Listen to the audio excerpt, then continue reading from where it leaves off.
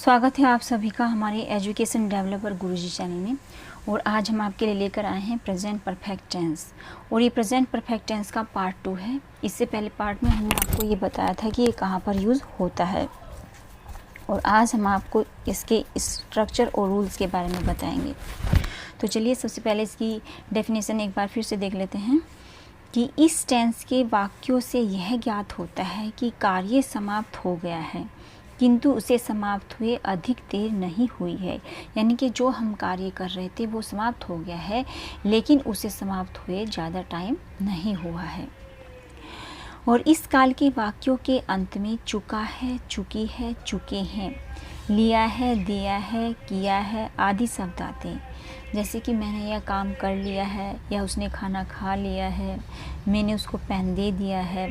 तो इस तरह के सेंटेंसेस इसमें आते हैं। नेक्स्ट है कि इसमें जो हेल्पिंग वर्ब है, हेल्पिंग वर्ब हमारी इसमें हैज़ है। दो हेल्पिंग वर्ब आते हैं हमारे, एक है हैज़ और एक है हैव।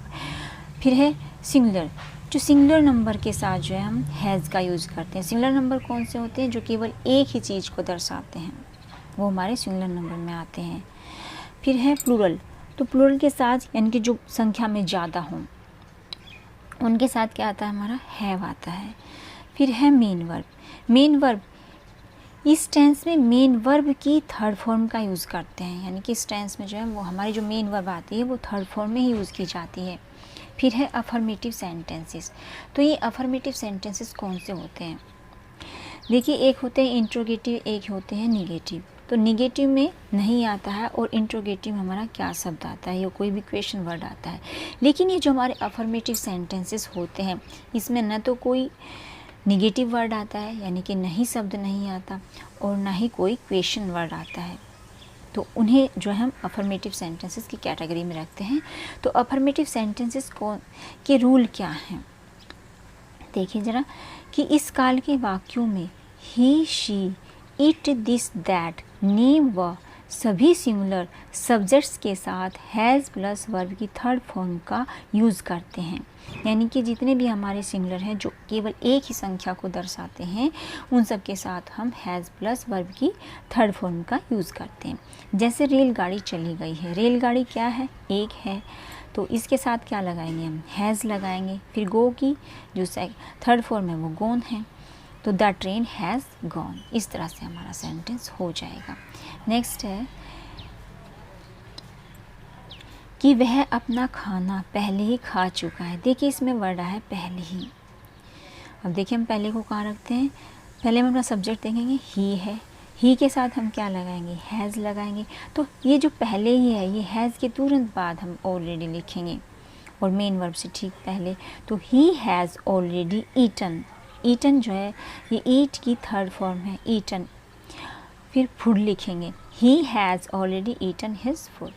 इस तरह से आपका ये सेंटेंस हो जाएगा। इसकी स्ट्रक्चर देख लीजिएगा, स्ट्रक्चर बहुत ज़्यादा ज़रूरी है। आप इन सभी सेंटेंसेस की स्ट्रक्चर ज़रूर नोट कर लीजिएगा। इसकी स्ट्रक्चर कुछ इस प्रकार है। पहले सब्जेक्ट आएगा, फिर हैज़ आएगा, फिर वर्ब की थर्ड फॉर्म, फिर ऑब्जेक्ट एंड देन कॉम्प्लीमेंट आ जाएगा। फिर आगे देखें कि इस काल के वाक्यों में आई, वी, यू, दे व सभी प्लूरल नाउन्स के साथ हैव प्लस वर्ब की थर्ड फॉर्म का यूज़ करते हैं। यानी कि जितने भी हमारे प्लूरल है, प्लूरल कौन से हैं? जो एक से ज़्यादा संख्या में है, उन्हें हम प्लूरल की कैटेगरी में रखते हैं। जो किसी बहुत सारी संख्याओं को दर्शाते हैं या फिर दो संख्याओं को दर्शाते हैं, वो हमारे प्लूरल नंबर में आ जाते हैं। लेकिन आई तो एक ही है, लेकिन इसके साथ आई और यू दोनों के साथ हम केवल हैव का ही यूज़ करेंगे। इन्हें हम प्लूरल की कैटेगरी में ही रखते हैं। तो देखिएगा ज़रा कि मैंने उसकी अनुमति ली है, तो मैंने के लिए आई आएगा, आई के साथ हैव का यूज़ करना है हमें। तो I have taken his permission, यहाँ पर वर्ब की थर्ड फॉर्म आ गई। तो I have taken his permission, मैंने उसकी परमिशन ले ली है या ली है। नेक्स्ट है कीमतें फिर बढ़ गई हैं, तो प्राइसेस हैव, प्राइसेस हमारे प्लूरल में है, और प्लूरल के साथ हमें क्या करना है? हैव प्लस वर्ब की थर्ड फॉर्म का यूज़ करना है। तो हैव लिख दिया, वर्ब की थर्ड फॉर्म सिंगुलर के साथ भी आती है, तो हैव आ गया, हैव के बाद थर्ड फॉर्म आ गई, और फिर हमारा ये फिर का वर्ड आ गया। तो प्राइसेस हैव राइजन अगेन, यानी कि कीमतें हमारी फिर से बढ़ गई हैं। नेक्स्ट है इसकी स्ट्रक्चर सेम ही है, बस इसमें हैव का यूज़ है, यानी कि सब्जेक्ट लिखेंगे, फिर हैव, अगर प्लूरल है तो हैव लिखेंगे, और फिर वर्ब की थर्ड फॉर्म, फिर ऑब्जेक्ट एंड देन कॉम्प्लीमेंट। ये हमारी स्ट्रक्चर हो गई। फिर है नेगेटिव सेंटेंसेस। नेगेटिव सेंटेंसेस में क्या है कि इन वाक्यों में हैज़ हैव के तुरंत बाद व मेन वर्ब से ठीक पहले नोट का यूज़ करना है। जैसे हमारे बॉस ने मीटिंग नहीं बुलाई है, तो हमारे बॉस क्या है, ये हमारा जो सिंगुलर है, तो सिंगुलर के साथ क्या लगाएंगे, हम हैज़ लगाएंगे। और चूँकि हमें हैज़ हैव के तुरंत बाद व मेन वर्ब से ठीक पहले नोट का यूज़ करना है, तो हमारा क्या हैज़ लगाएंगे, हैज़ के तुरंत बाद हम नोट लगाएंगे, जो कि मेन वर्ब से ठीक पहले है और हैज़ के तुरंत बाद है। फिर अ मीटिंग, यानी कि our boss has not called a meeting, हमारे बॉस ने एक मीटिंग नहीं बुलाई है। नेक्स्ट है कि मैंने यह किताब नहीं पढ़ी है। आई के साथ हैव लिखेंगे, हैव के तुरंत बाद नोट और इसके तुरंत बाद वर्ब की थर्ड फॉर्म। तो आई have not read this book, ये जो रीड वर्ब है इसकी तीनों फॉर्म एक जैसी होती हैं, इसमें कोई चेंज नहीं होता, इसकी फर्स्ट सेकंड थर्ड तीनों फॉर्म एक जैसी होती हैं। So I have not read this book, इस तरह से आपका ये सेंटेंस हो जाएगा। नेक्स्ट है